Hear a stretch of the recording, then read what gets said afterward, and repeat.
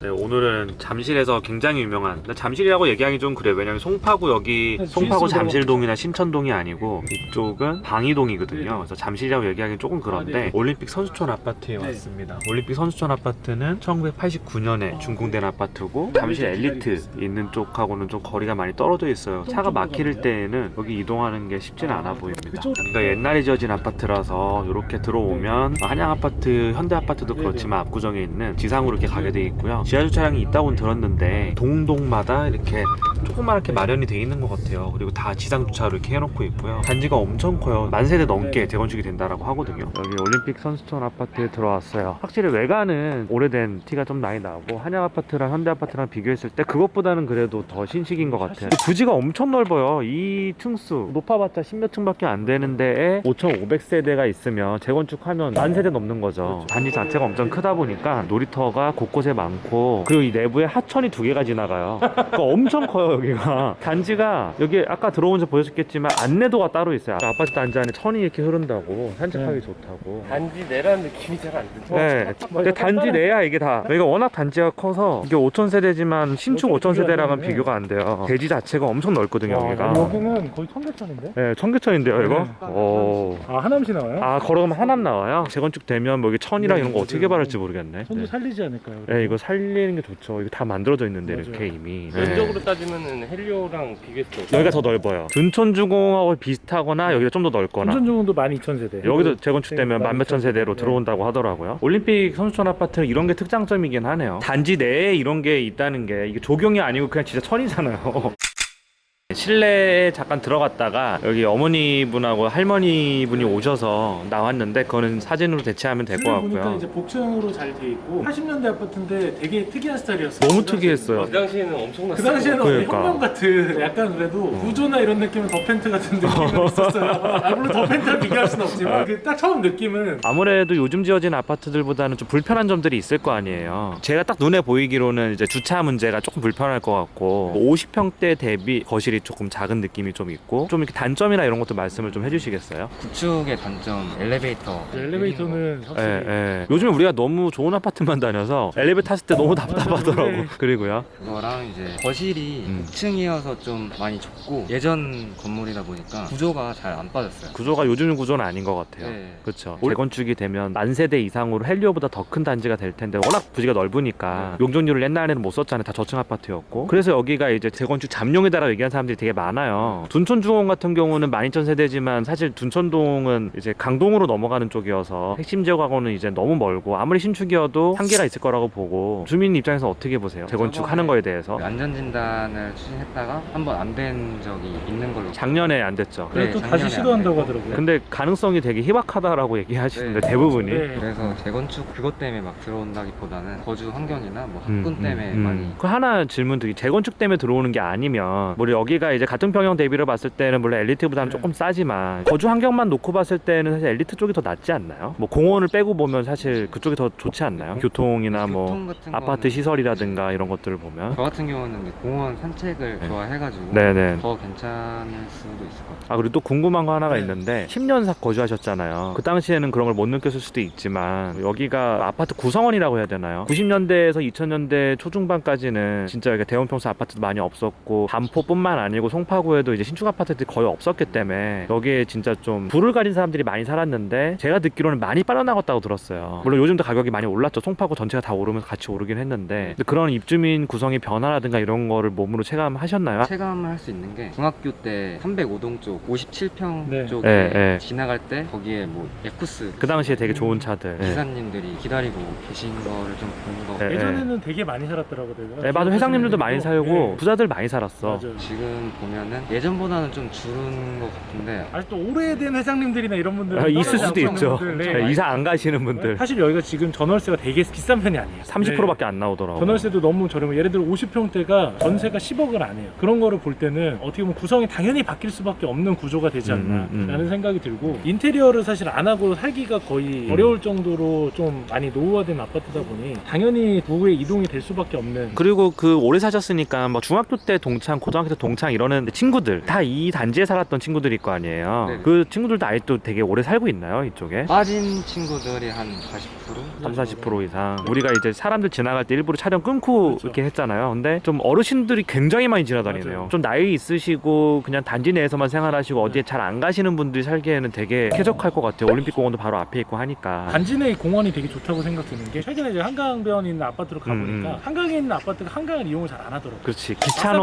막상 가보니까 사람이 너무 많아. 그렇지 너무 많지. 아주 그리고 한강공원의 가장 큰 문제점 중에 하나가 밤에 가면 괜찮지만 낮 시간대나 그냥 저녁 시간대에 가면 차들 매연이 맞아. 거의 주차장에 미쳐버려 그거 그런 거 봐서. 보면서 차라리 단지 내에 더 잘 돼 있는 게 실제로 아파트 음. 주민들이 사용하기는 더 좋지 않나. 여기는 상가동인데 낙후되긴 했지만 있을 건 다 있대요. 그래서 가보려고 하고 있어요. 여기 청계천 온 것 같아. 네. 그리고 물이 흘러 이렇게.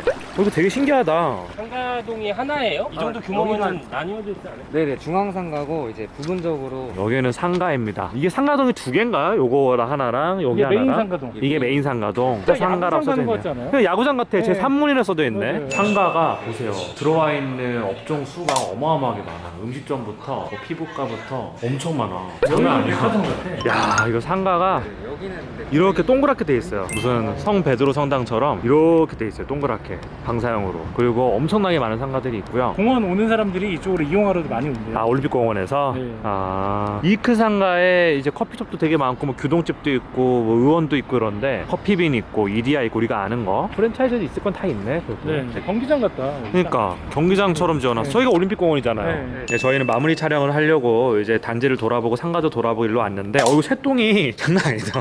제가 이렇게 쪼그리고 앉아서 질문을 던지겠습니다. 괜찮아요. 아, 예, 쪼그려. 위에서 찍어야 얼굴이 더 작아. 아, 이렇게 찍어야 더 이게 작아 보인다니까.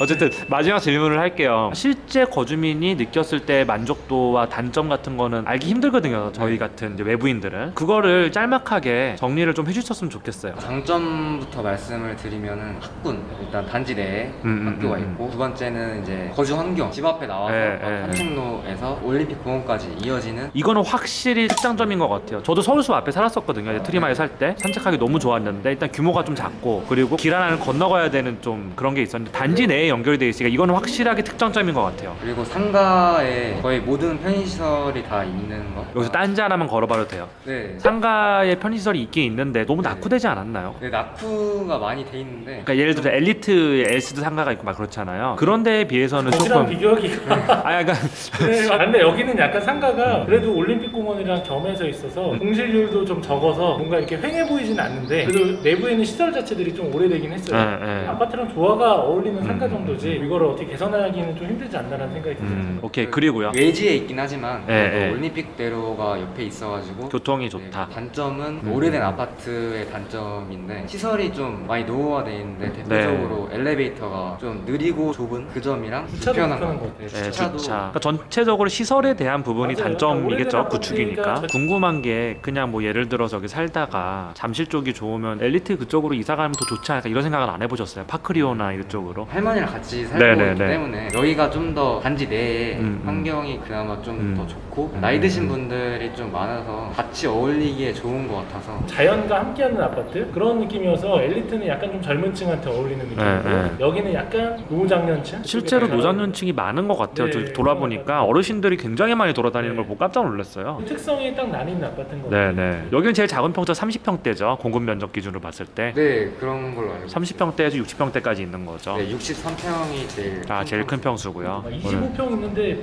하나 있네 하나. 아, 20평대가 있어요, 여기? 여기가 전용이 18.81평. 아, 진짜? 네, 이건 많진 않고 아, 있었구나. 네. 또 이런 기회를 통해서 대장주 아파트잖아요, 이쪽에서. 되게 좋은 경험이었던 것 같아요. 전통적인 아파트. 예, 예, 오늘 감사합니다. 감사합니다. 아, 여기가 지금 인테리어 공사하고 있는데 방음이 아예 안 돼요. 귀가 너무 아프네요. 이 소리, 이 소리. 아니, 실내에서 공사를 하는데 여기 방음이 좀 안 되는 게 좀 단점이겠네요. 네, 옆방에서 말하는 소리도 다 화면에 다 들리거든요. 아, 진짜요? 네, 위에서 말하는 소리가 조금은 들려요. 아, 윗세대에서 말하는 게 아랫세대 다 들려요? 좀 심각한데.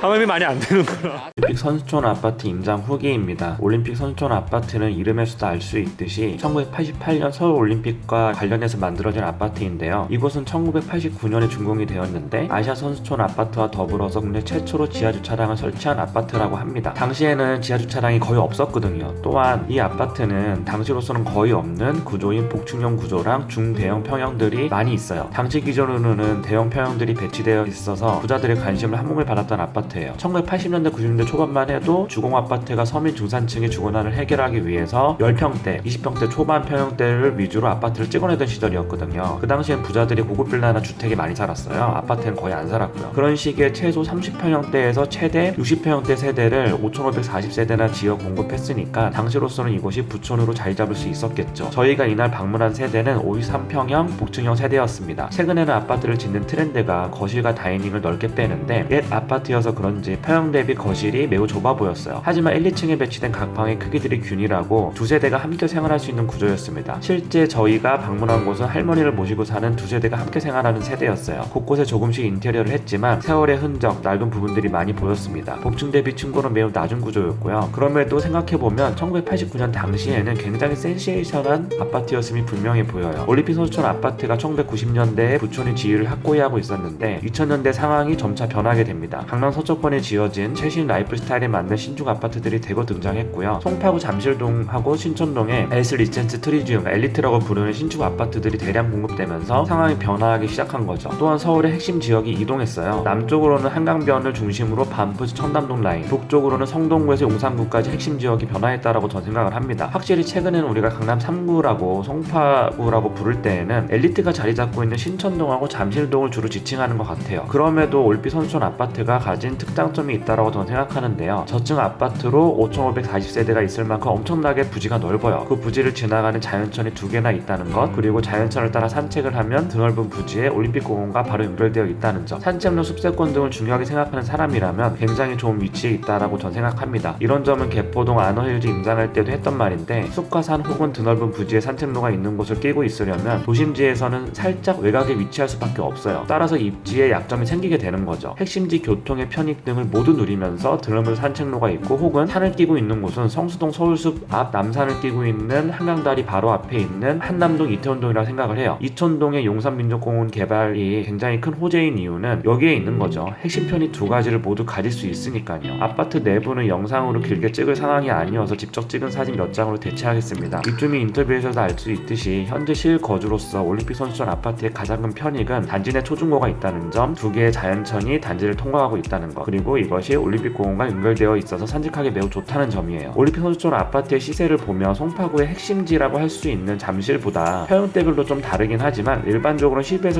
15% 정도 싸게 거래되고 있음을 알 수 있어요. 입지 차이가 있고 상대적으로 신축인 엘리트 쪽 아파트를 선호하는 건 당연해 보여요. 올림픽 선수촌 아파트를 구매하고자 하는 분은 여러 가지 고민을 할 거예요. 특히 실거주 목적과 투자 목적을 같이 가지고 가는 사람의 경우는 더욱더 그렇죠. 올림픽 선수촌 아파트를 검색하다 보면 이런 실구매자들의 고민을 많이 읽을 수 있었습니다. 올림픽 선수촌 아파트는 30년이 넘어서 재건축을 할 수 있지만 아직 안전진단조차도 통과하지 못했어요. 작년에 한번 떨어지고 올해 재도전을 하는데 6.17 부동산 대책으로 안전진단에 대한 심사가 훨씬 강화되었기 때문에 쉽지 않을 거라고 전 봅니다. 이곳이 재건축이 된다면 최소 1만 세대급 이상으로 재건축이 될 거예요. 지금 쓰는 용적률을 역산해보면 1.2만 세대의 둔촌주공 재건축 단지급으로 지어질 거라고 저는 예측을 합니다. 게다가 올림픽 선수촌 아파트 입지가 둔촌주공 입지보다 더 좋다라는 게 일반적인 생각 같고요. 재건축이 되기만 한다면 송파구의 블루칩 같은 아파트가 될 거라고 생각을 해요. 그러나 과연 이게 언제 되냐 이거죠. 미래는 아무도 모르는 거지만 전 굉장히 오랜 시간이 필요할 거라고 생각합니다. 특히 지금과 같은 정부 규제 아래서는 말이죠. 따라서 제가 만약에 실구매자라면 고민이 많이 될 것 같아요. 오래된 아파트를 비싸게 주고 사는 건 그런 이유가 일반적으로 오래된 아파트들이 저층이 많고 평형 대비 대지 지분이 많아서 재건축 시 조합원이 상당히 이익을 볼 수가 있거든요. 그러나 그 재건축의 시점이 너무 오래 걸리거나 안전진단조차 통과되지 못한다면 그 재건축으로 인한 효익이 현재 가치는 현저하게 떨어져요. 그래서 대체재가 많은 상황에서 투자 가치로 비교 우위를 점하기 힘들다는 점이죠. 30년 된 아파트를 사는데, 그리고 요즘엔 대출도 안 나서 다 현금으로 사야 되는데 실거주만을 목적으로 사는 사람은 거의 없을 거예요. 이런 점 때문에 재건축 시에 얻을 수 있는 편익, 그리고 언제 될 것인가에 대한 개개인의 판단이 다를 텐데 그런 점은 충분히 고려해서 실구매를 해야 된다고 생각을 합니다. 좋은 임장기였고요. 시청해주셔서 감사합니다.